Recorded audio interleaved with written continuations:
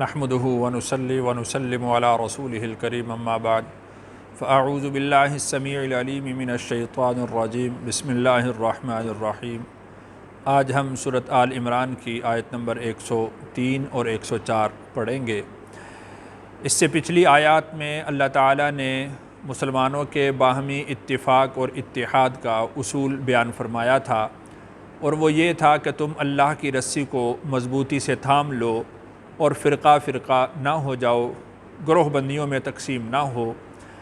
ان آیات میں اللہ تعالیٰ نے اجتماعی اتفاق اور اتحاد کی صورت کو بیان فرمایا ہے کہ وہ ہے وَاعْتَصِمُوا بِحَبْلِ اللَّهِ جَمِيعًا وَلَا تَفَرَّقُوا، انفرادی کوشش کہ ہر آدمی یہ کوشش کرے کہ وہ اللہ کی رسی کو مضبوطی سے تھامے۔ یہ اجتماعی کوشش ہے کہ اگر کوئی مسلمان راہ راست سے ہٹتا ہے اور بدعملی کے اندر مبتلا ہوتا ہے تو اس کو کس طرح راہ راست پر لایا جا سکتا ہے اور نیک اعمال کی طرف متوجہ کیا جا سکتا ہے، اس کو کس طرح سے خیر کی طرف لایا جا سکتا ہے۔ تو ان آیات میں اللہ تعالیٰ نے ان چیزوں کو بیان فرمایا ہے۔ ترجمہ دیکھیں، وَلْتَكُنْ، اور چاہیے کہ ہو، مِنْكُمْ، تم میں، امتن، ایک گروہ،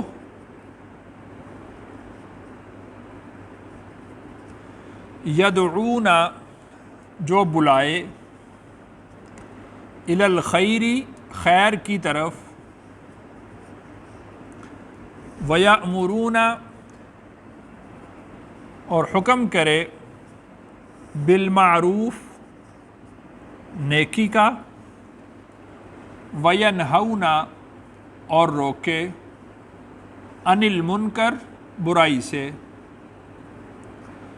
وَأُولَئِكَ، اور یہی لوگ، ہم المفلحون، وہی کامیاب ہیں، وہی فلاح پانے والے ہیں۔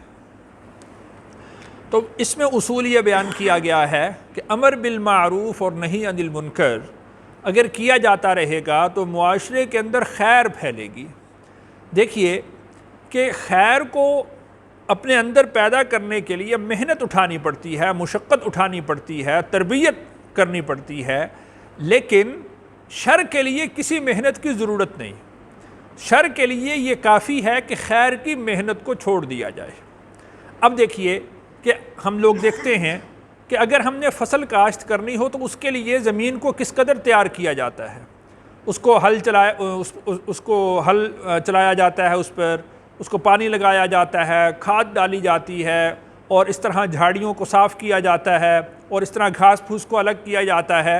پھر اس کے بعد ہم بیج ڈالتے ہیں تو پھر کوئی چیز ہمارے ہاتھ لگتی ہے۔ لیکن جھاڑیاں اگانے کے لیے، گھاس پھوس اگانے کے لیے کوئی محنت نہیں کرنی پڑتی۔ تو اسی طرح خیر کے لیے محنت کرنی پڑتی ہے، مشقت اٹھانی پڑتی ہے، اور شر کے لیے کوئی محنت نہیں کرنی پڑتی، کوئی مشقت نہیں اٹھانی پڑتی۔ شر کے لیے یہ بات کافی ہے کہ خیر کی محنت کو چھوڑ دیا جائے۔ خیر کی محنت چھوٹ جائے گی تو شر خود بخود پھیلنے لگ جائے گا۔ تو یہ ہے کہ وَلْتَكُن مِّنْكُمْ أُمَّةٌ، تمہارے درمیان ایک گروہ ایسا ہونا چاہیے، ایک جماعت ایسی ہونی چاہیے، يَدْعُونَ إِلَى الْخَيْرِ، جو خیر کی طرف بلاتی رہے، جس کا کام یہ ہو کہ وہ لوگوں کو خیر کی طرف دعوت دے، خیر کی طرف راغب کرے۔ وَيَأْمُرُونَ بِالْمَعْرُوفِ وَيَنْهَوْنَ عَنِ الْمُنْكَرِ، امر بالمعروف اور نہی عن المنکر کرتا رہے، یعنی نیکی کا حکم کرتا رہے اور برائی سے روکتا رہے۔ رسول اکرم صلی اللہ علیہ وسلم نے ارشاد فرمایا، من رأى منکم منکرا فلیغیرہ بیدہ فإن لم یستطع فبلسانہ فإن لم یستطع فبقلبہ وذلک اضعف الایمان۔ تم میں سے جو شخص اگر کسی برائی کو ہوتے ہوئے دیکھے تو اس کو اپنے ہاتھ سے روکے، اگر ہاتھ سے روکنے کی طاقت رکھتا ہے۔ اگر ہاتھ سے روکنے کی طاقت نہیں رکھتا تو اپنی زبان سے اس کو روکے۔ اگر زبان سے روکنے کی بھی طاقت نہیں رکھتا تو اس برائی کو اپنے دل کے اندر برا جانے، اور یہ ایمان کا سب سے کمزور ترین درجہ ہے۔ تو دیکھیے کہ اس میں رسول اکرم صلی اللہ علیہ وسلم نے ہر آدمی کو ذمہ دار بنایا کہ جس کے سامنے بھی برائی ہوتی ہے تو اس برائی کو اپنی استطاعت، اپنی طاقت کے مطابق وہ روکنے کی کوشش کرے، اس لیے کہ خیر اسی وقت بڑھے گا، خیر اسی وقت پھیلے گا کہ جب برائی کو روکا جائے گا۔ اگر برائی کو نہیں روکا جاتا تو پھر خیر کے اندر وہ خیر کی راہ میں رکاوٹ بنے گی۔ تو رسول اکرم صلی اللہ علیہ وسلم نے فَإِن لَّمْ يَسْتَطِعْ فَبِلِسَانِهِ فَإِن لَّم يَسْتَطِعْ فَبِقَلْبِهِ ارشاد فرمایا، اگر طاقت ہو تو روکے، اگر طاقت نہیں تو اس سے کم نچلے درجے پر آ جائے۔ تو امر بالمعروف اور نہی عن المنکر کی استطاعت مختلف درجے کی ہو سکتی ہے۔ مثال کے طور پر سب سے پہلی بات تو یہ کہ اس شخص کو خود خیر اور شر کا علم ہو کہ خیر کیا ہے اور شر کیا ہے، نیک کیا ہے اور بد کیا ہے، عمل صالح کیا ہے اور عمل فاسد کیا ہے، اس کو علم ہونا چاہیے۔ دوسری بات یہ کہ اس کو اس بات کا اندازہ ہو کہ میرے اس خیر کے کام کرنے سے مجھے کوئی ایسا ناقابل تلافی نقصان نہیں پہنچے گا، یعنی اگر بالفرض میں خیر کی بات کرتا ہوں اور وہ میرے اوپر ایسی مصیبت بن کر آ جاتی ہے کہ جو میرے لیے قابل برداشت نہیں، تو وہ میری استطاعت میں داخل نہیں ہوگا۔ تو ان چیزوں کو دیکھتے ہوئے پھر امر بالمعروف اور نہی عن المنکر کرتے رہنا۔ وَأُولَٰئِكَ هُمُ الْمُفْلِحُونَ، اور یہی وہ لوگ ہیں جو فلاح پانے والے ہیں، کامیاب ہونے والے ہیں۔ وَلَا تَكُونُوا، اور تم نہ ہو جاؤ،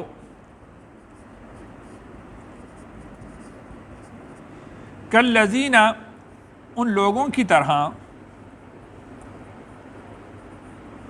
تفرقوا، جو فرقہ فرقہ ہو گئے، من بعد ما جاءہم البینات، من بعد اس کے بعد کے، ما جاءہم آئی ان کے پاس، البینات واضح نشانیاں یا واضح دلائل ان تک پہنچ گئے۔ وَأُولَٰئِکَ، اور وہی لوگ، لہم ان کے لیے، عذاب عظیم، بڑا عذاب ہے۔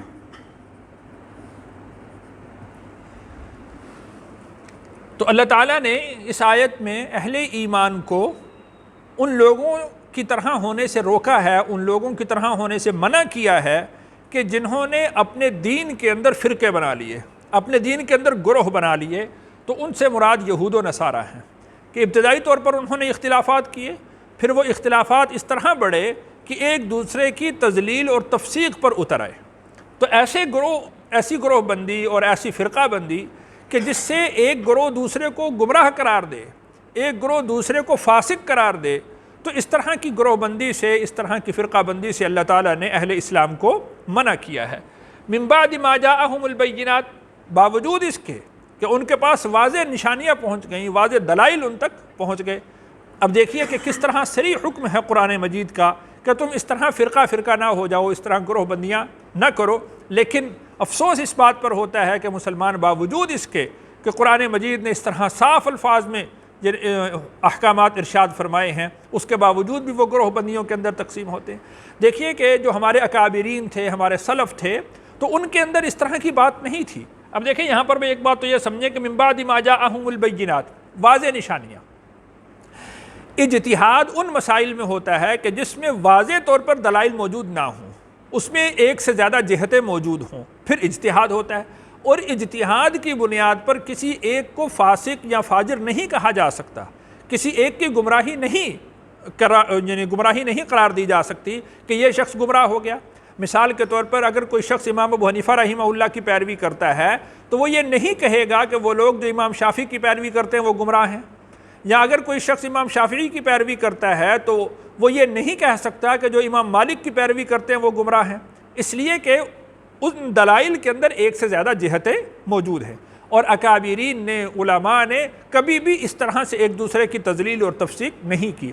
اس وقت جو ایک دوسرے کو گمراہ قرار دینا، ایک دوسرے کو فاسق قرار دینا اور ایک دوسرے کو پر اس طرح فتوے لگانا، تو یہ گمراہی ہے، یہ وہ فرقہ بندی ہے، یہ ہے وہ فرقہ نہ ہو جاؤ، اس کے خلاف اللہ تعالیٰ نے اس چیز سے منع کیا ہے کہ اس کے پیچھے نماز نہیں ہوتی، اس کے پیچھے نماز نہیں ہوتی۔